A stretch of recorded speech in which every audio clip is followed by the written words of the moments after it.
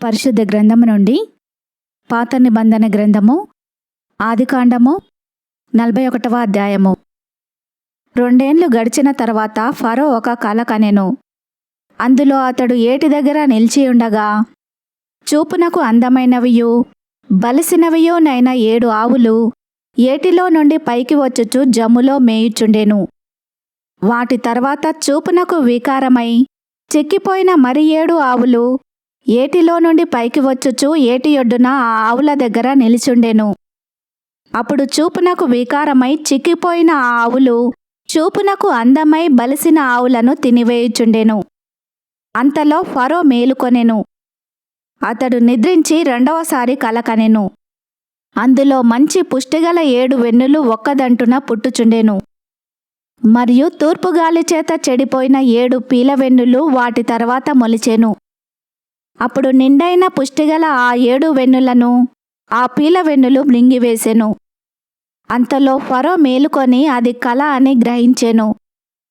తెల్లవారినప్పుడు అతని మనసు కలవరపడెను గనుక అతడు ఐగుప్తు శకునగాండ్రనందరినీ అక్కడి విద్వాంసులనందరినీ పిలువనంపి ఫరో తన కలలను వివరించి వారితో చెప్పెను గాని ఫరోకు వాటి భావము తెలుపగలవాడెవడునూ లేకపోయెను.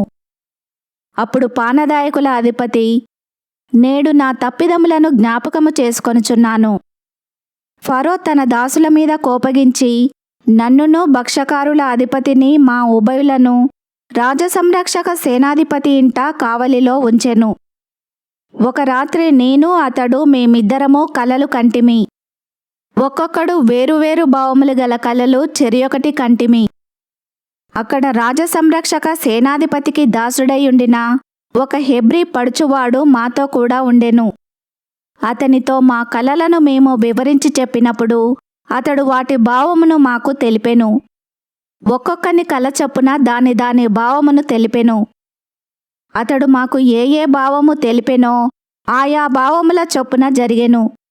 నా ఉద్యోగము నాకు మరల ఇప్పించి భక్షకారుని వ్రేలాడదీయించెనని ఫరోతో చెప్పగా ఫరో యోసేపును పిలువనంపెను. కాబట్టి చెరసాలలో నుండి అతని త్వరగా రప్పించిరి.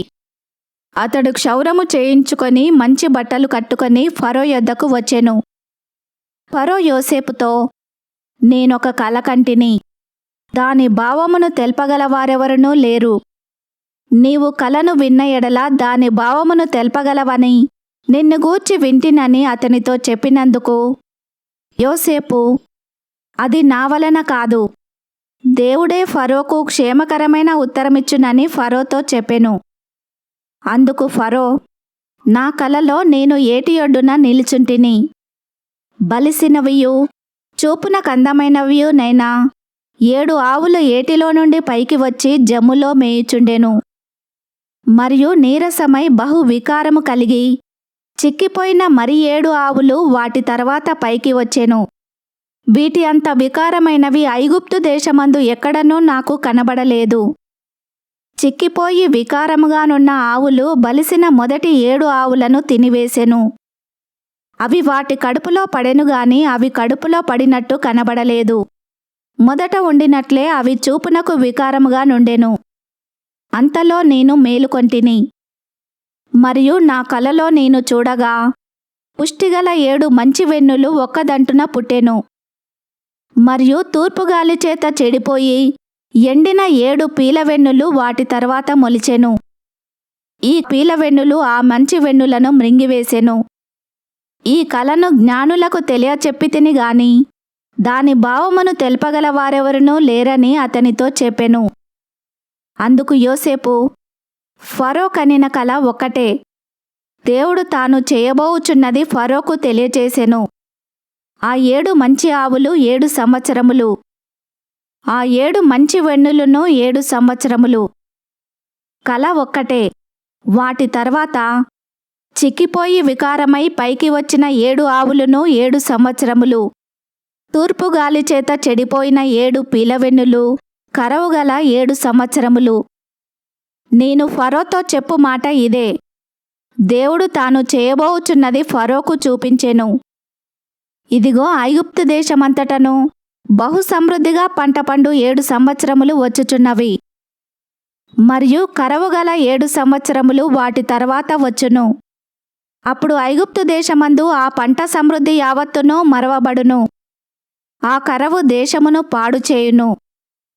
దాని తర్వాత కలుగు కరువు చేత దేశమందు ఆ పంట సమృద్ధి తెలియబడకపోవును. ఆ కరవు మిక్కిలి భారముగా నుండును. ఈ కార్యమును దేవుని వలన నిర్ణయింపబడి ఉన్నది. ఇది దేవుడు శీఘ్రముగా జరిగించును. అందుచేతనే ఆ కల ఫరోకు రెట్టింపబడెను. కాబట్టి ఫరో వివేక జ్ఞానములు గల ఒక మనుషుని చూచుకొని ఐగుప్తు దేశము మీద అతన్ని నియమింపవలెను. ఫరో అట్లు చేసి ఈ దేశము పైన అధిపతులను నియమించి సమృద్ధిగా పంట పండు 7 సంవత్సరములలో ఐగుప్తు దేశమంతటను ఆ 5వ భాగమును తీసుకొనవలెను. రాబోవు ఈ మంచి సంవత్సరములలో దొరుకు ఆహారమంతయు సమకూర్చి ఆ ధాన్యము ఫరో చేతికి అప్పగించి ఆయా పట్టణములలో ఆహారమునకై భద్రము చేయవలెను. కరవు చేత ఈ దేశము నశించిపోకుండా ఆ ఆహారము ఐగుప్తు దేశములో రాబోవు కరవు సంవత్సరములు 7ంటికి ఈ దేశము సంగ్రహముగా నుండునని ఫరోతో చెప్పెను. ఆ మాట ఫరో దృష్టికిని అతని సమస్త సేవకుల దృష్టికిని యుక్తమై ఉండెను గనుక అతడు తన సేవకులను చూచి, ఇతని వలె దేవుని ఆత్మగల మనిషిని కనుగొనగలమా అని అనెను. మరియు ఫరో, దేవుడు ఇదంతయు నీకు తెలియపరిచెను గనుక నీ వలె వివేక జ్ఞానములు గలవారెవరునూ లేరు. నీవు నా ఇంటికి అధికారి అయి ఉండవలెను. నా ప్రజలందరూ నీకు విధేయులై ఉందురు. సింహాసన విషయంలో మాత్రమే నేను నీకంటే పైవాడనై ఉందునని యోసేపుతో చెప్పెను. మరియు ఫరో, చూడుము, ఐగుప్తు దేశమంతటి మీద నిన్ను నియమించి ఉన్నానని యోసేపుతో చెప్పెను. మరియు ఫరో తన చేతినున్న తన ఉంగరము తీసి యోసేపు చేతిని పెట్టి సన్నపు నారబట్టలు అతనికి తొడిగించి అతని మెడకు బంగారు గొలుసు వేసి తన 2వ రథము మీద అతని నెక్కించెను. అప్పుడు వందనము చేయుడని అతని ముందర జనులు కేకలు వేసిరి. అట్లు ఐగుప్తు దేశమంతటి మీద అతన్ని నియమించెను. మరియు ఫరో యోసేపుతో, ఫరోను నేనే, అయినను నీ సెలవు లేక ఐగుప్తు దేశమంతటను ఏ మనుష్యుడునూ తన చేతినైనను కాలినైనను ఎత్తకూడదని చెప్పెను. మరియు ఫరో యోసేపునకు జప్నత్పనేహు అను పేరు పెట్టి అతనికి ఓను యొక్క యాజకుడైన పోతీఫెర కుమార్తెయగు ఆసెనతునిచ్చి పెండ్లి చేసెను. యోసేపు బయలుదేరి ఐగుప్తు దేశమంతటా సంచరించెను. యోసేపు ఐగుప్తు రాజైన ఫరో ఎదుట నిలిచినప్పుడు 30 సంవత్సరములు గలవాడై ఉండెను. అప్పుడు యోసేపు ఫరో ఎదుట నుండి వెళ్ళి ఐగుప్తు దేశమంతటా సంచారం చేసెను. సమృద్ధిగా పంట పండిన 7 సంవత్సరములలో భూమి బహు విరివిగా పండెను.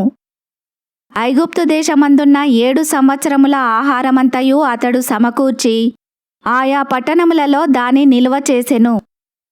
ఏ పట్టణము చుట్టూ నుండు పొలము యొక్క ధాన్యము ఆ పట్టణమందే నిల్వ చేసెను. యోసేపు సముద్రపు ఇసుక వలె అతి విస్తారముగా ధాన్యము పోగు చేసెను. కొలుచుటకు అసాధ్యమాయెను గనుక కొలుచుట మానివేసెను. కరవ సంవత్సరములు రాకమునుపు యోసేపుకి 2 కుమారులు పుట్టిరి. ఓను యొక్క యాజకుడైన పోతీఫెర కుమార్తెయగు ఆసెనతు అతనికి వారిని కనెను. అప్పుడు యోసేపు, దేవుడు నా సమస్త బాధను నా తండ్రి ఇంటి వారినందరినీ నేను మరచిపోవునట్లు చేసెనని చెప్పి తన జ్యేష్ఠ కుమారునికి మనష్షే అను పేరు పెట్టెను. తర్వాత అతడు, నాకు బాధ కలిగిన దేశమందు దేవుడు నన్ను అభివృద్ధి పొందించెనని చెప్పి 2వ వానికి ఎఫ్రాయిము అను పేరు పెట్టెను. ఐగుప్తు దేశమందు సమృద్ధిగా పంట పండిన సంవత్సరములు గడిచిన తర్వాత యోసేపు చెప్పిన ప్రకారము 7 కరవు సంవత్సరములు ఆరంభమాయెను గాని ఐగుప్తు దేశమంతటను ఆహారముండెను. ఐగుప్తు దేశమంతటను కరవ వచ్చినప్పుడు ఆ దేశస్థులు ఆహారము కోసరము ఫరోతో మొరపెట్టుకొనిరి. అప్పుడు ఫరో, మీరు యోసేపు నొద్దకు వెళ్ళి అతడు మీతో చెప్పినట్లు చేయుడని ఐగుప్తీయులందరితో చెప్పెను. కరవు ఆ దేశమందంతటను ఉండెను గనుక యోసేపు కొట్లన్నీయు విప్పించి ఐగుప్తీయులకు ధాన్యమమ్మకము చేసెను. ఐగుప్తు దేశమందు ఆ కరవు భారముగా ఉండెను. మరియు ఆ కరువు ప్రతి దేశమందు భారమైనందున సమస్త దేశస్థులు యోసేపునొద్ద ధాన్యము కొనుటకు ఐగుప్తునకు వచ్చిరి. ఈ వాక్యమును విన్న మిమ్ములందరినీ దేవుడు దీవించునుగాక. ఆమెన్.